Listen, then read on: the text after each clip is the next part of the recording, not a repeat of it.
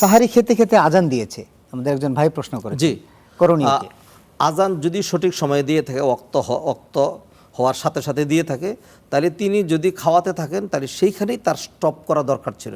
কিন্তু যদি এমন হয় যে আজানও শুনছেন তারপরে তিনি খেলেন, আধা মিনিট 1 মিনিট খেলেন, তাহলে রোজাটা হবে না, এটা তার কাজা করা লাগবে। আর যদি সেইখানেই স্টপ করে দিতেন তাহলে তার আর যদি এমন হয় যে আজানটা সময়ের আগে কোথাও দিয়ে দিয়েছে, হ্যাঁ, সেই ক্ষেত্রে তিনি যদি খেয়ে থাকেন তাহলে হবে। কিন্তু রমাদান মাসে আমাদের দেশে যে আজানগুলো হয় এটা কোনোটাই সময়ের আগে হয় না, সময়ের পরেই হয়। অতএব সময় শেষ হয়ে যাওয়ার পরে আল্লাহ তো কোরআনে মূলনীতি দিয়েছেন, ওয়াকুলু ওয়াশরাবু হাত্তা ইয়াতাবাইয়ানা লাকুমুল খাইতুল আবিয়াদু মিনাল খাইতিল আসওয়াদি মিনাল ফাজর।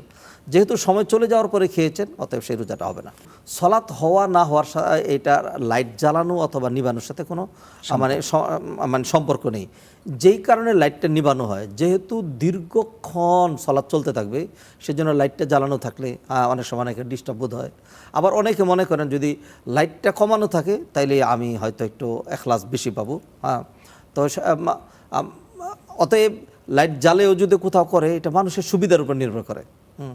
যেমন কোথাও যদি এটাতে শরিয়ার কোনো বিধি নিষেধ নেই, শরিয়ার কোনো নেই। ধরুন ফ্যান চালায় করবে নাকি ফ্যান বন্ধ করে, এসি দিয়ে নাকি এসি ছাড়া, কার্পেট সহ নাকি কার্পেট ছাড়া, এইগুলির যেরকম লাইটটা তো এরকম একটা উপকরণ যেটা সলাতের মূল বিষয় না। তা ফলে এইগুলো মানুষের সুবিধা অসুবিধার নির্ভর করে, এইগুলির সাথে সলাৎ হওয়া না হওয়ার কোনো সম্পর্ক নেই।